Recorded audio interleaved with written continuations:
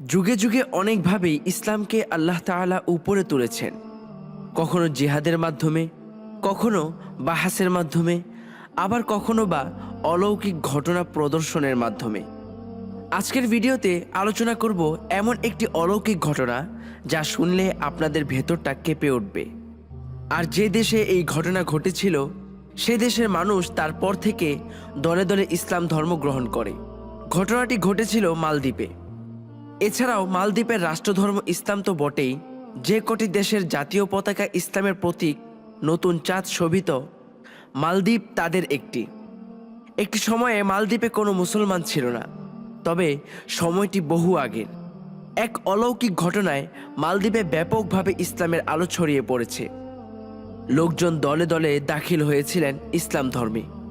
1200 খ্রিস্টাব্দে আবুল বারাকাত নামে একজন মরাক্কান ভিন্ন মতে পারস্যের তাবরিজের অধিবাসী ধর্মপ্রচারক মালদ্বীপে আসেন। তার প্রভাবে দ্বীপের মানুষ ইসলাম ধর্ম গ্রহণ করেন।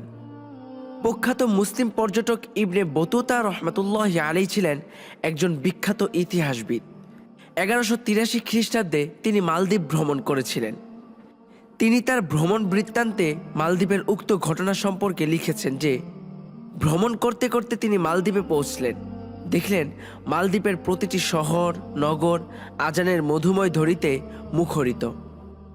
মালদ্বীপ ভূমি নামাজের সিজদায় আলোকিত। এ অবস্থা দেখে আল্লামা ইবনে বতুতা খুবই বিস্মিত হলেন, কারণ জানা মতে কোনো ইসলাম প্রচারক মালদ্বীপে আসেননি। তাহলে এখানে এভাবে ইসলামের আলো ছড়ালো কিভাবে? ইবনে বতুতা রহমাতুল্লাহ আলাইহি তখন সেখানকার অধিবাসীদেরকে মালদ্বীপের মানুষের ইসলামে দীক্ষিত হওয়ার কারণ জিজ্ঞেস করলেন। তারা অতি আশ্চর্যজনক একটি ঘটনা তাকে শোনালেন। ঘটনাটি হলো, আরবের কোনো এক বাণিজ্য জাহাজ পূর্ব বিশ্বের দিকে যাত্রা করে যাচ্ছিল। ঘটনাচক্রে জাহাজটি তুমুল সমুদ্র ঝড়ে পতিত হয় এবং ঝড়ের কবলে পড়ে জাহাজটি ডুবে যায়। জাহাজের অভিযাত্রী সবাই মারা যান। সেই মুসলিম যাত্রী দলের একজন মাত্র লোক কোনো এক কাষ্ঠখণ্ডকে অবলম্বন করে আল্লাহর মেহেরবানিতে বেঁচে যান এবং এই দ্বীপে এসে আশ্রয় নেন। তিনি ছিলেন এক আরব যুবক এবং হাফেজে কোরআন। তার নাম হাফেজ আবুল বারাকাত। এই অচেনা অপরিচিত দ্বীপে কোথায় যাবেন তিনি? কে তাকে আশ্রয় দিবেন? এখানে তো তার কোনো বন্ধু বান্ধব বা আত্মীয় স্বজন নেই। অবশেষে এই আরব যুবক এক বৃদ্ধার বাড়িতে আশ্রয় নিলেন। যুবকটি জঙ্গলে কাঠ কেটে তা বিক্রয় করে জীবিকা নির্বাহ করত। এভাবেই চলছিল তার জীবন। একদিন যুবকটি বাড়িতে এসে দেখলেন বৃদ্ধা কাঁদছেন এবং তার পাশে তার যুবতী মেয়েও কাঁদছে। যুবক জিজ্ঞেস করলেন, কি হয়েছে আপনাদের? আপনারা কাঁদছেন কেন? বৃদ্ধা বললেন, আজ আমার মেয়ে মারা যাবে। যুবক বললেন, কেন? তিনি মারা যাবেন কেন? তিনি তো সুস্থ। বৃদ্ধা আঙ্গুল দ্বারা ইশারা করে বললেন, ওই যে দেখুন, মৃত্যু আমাদের সামনে। যুবক বাড়ির সামনে তাকিয়ে দেখলেন রাজার সৈন্যরা দাঁড়ানো। যুবক বললেন, তারা কি আপনার মেয়েকে হত্যা করবে? বৃদ্ধা বললেন, না, ব্যাপারটি তা নয়। রাজার এই সৈন্যরা আমার মেয়েকে নিয়ে যাবার জন্য এসেছে। কেননা আমাদের এই দ্বীপে প্রতি বৎসর একটি নির্দিষ্ট তারিখে এক সামুদ্রিক বিপদের উদ্ভব হয়, যার থেকে রক্ষা পাওয়ার পদ্ধতি হলো আমাদের দ্বীপবাসীদের পক্ষ থেকে এক যুবতী মেয়েকে ওই দিন সূর্য ডোবার পর সমুদ্র উপকূলে একটি মন্দির আছে, সেখানে রেখে আসতে হয়। পরের দিন সকালে সরকারি লোকজন সমুদ্রের কিনারা থেকে ওই মেয়েকে মৃত অবস্থায় উদ্ধার করে নিয়ে আসে। প্রতিবার ওই লটারির মাধ্যমেই নিরূপণ করা হয় কোন মেয়েকে পাঠানো হবে। এবার লটারিতে আমার মেয়ের নাম উঠেছে, তাই আজ রাতে তাকে সমুদ্র উপকূলে পাঠাতে হবে। সেখানে তার মৃত্যু অনিবার্য। যুবক বৃদ্ধার মুখে এই বেদনাদায়ক ঘটনা শুনে বললেন, আজ আপনাদের মেয়েকে সেখানে পাঠাবেন না। আজ রাতে আমি সেখানে যাব, দেখি সেখানে কি হয়। প্রয়োজনে আপনার মেয়ের পরিবর্তে আমার জান দিয়ে দেব। এরপর যুবক বললেন, রাজার সৈন্যরা যাতে বুঝতে না পারে তাই আপনার মেয়ের পোশাক আমাকে পরিয়ে দিন, আমি আজ তাদের সাথে যাব।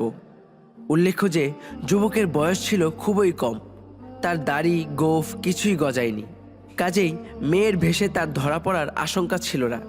বৃদ্ধা যুবকটিকে নির্ঘাত মৃত্যুর দুয়ারে ঠেলে দিতে রাজি হচ্ছিলেন না, কিন্তু যুবকটি বোঝালেন যে তিনি মুসলমান।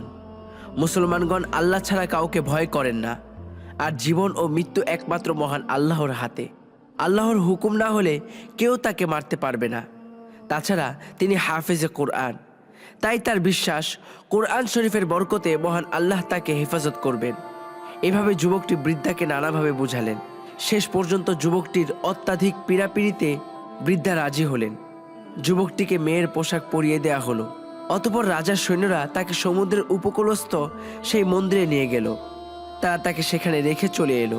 যুবক সেখানে উত্তম রূপে অজু করে ঈশার নামাজ আদায় করলেন। তারপর খোলা তলোয়ার সামনে রেখে সমুদ্রের ঢেউ দেখতে লাগলেন এবং পবিত্র কোরআন তেলাওয়াত করতে লাগলেন। রাত গভীর হতে লাগলো। চারিদিক নিস্তব্ধতায় ছেয়ে গেল। প্রকৃতি নিদ্রার কোলে ঢলে পড়ল। শুধুমাত্র 3টি প্রাণ জেগে রইল, যাদের চোখে নিদ্রার সুখ বিদরিত হয়ে গিয়েছে।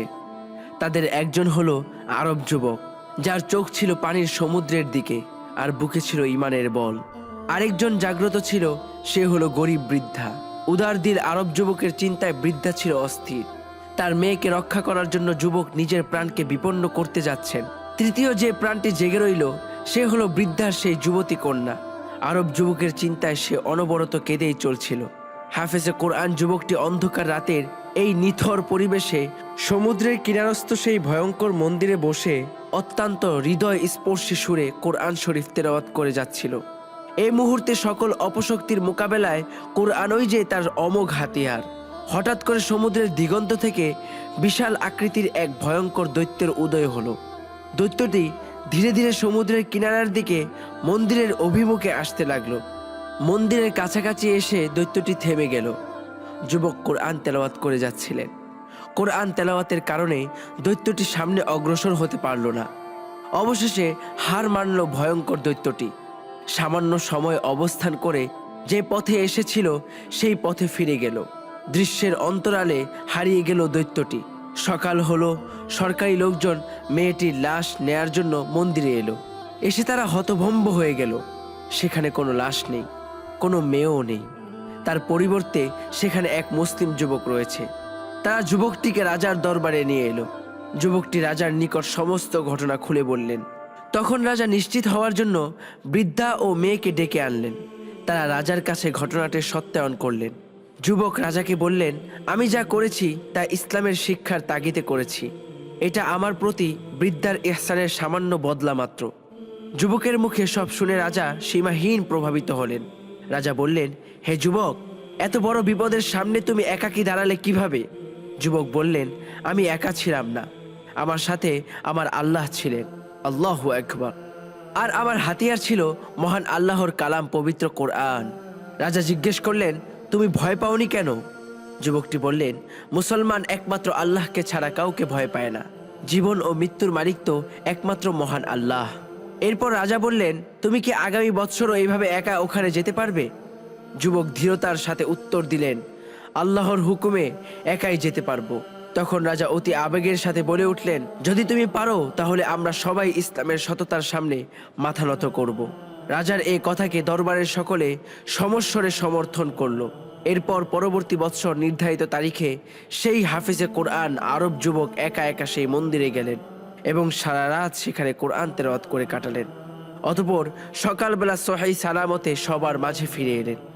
এই ঘটনার পর থেকে সেই বিপদ আর কখনো মালদ্বীপে আসেনি।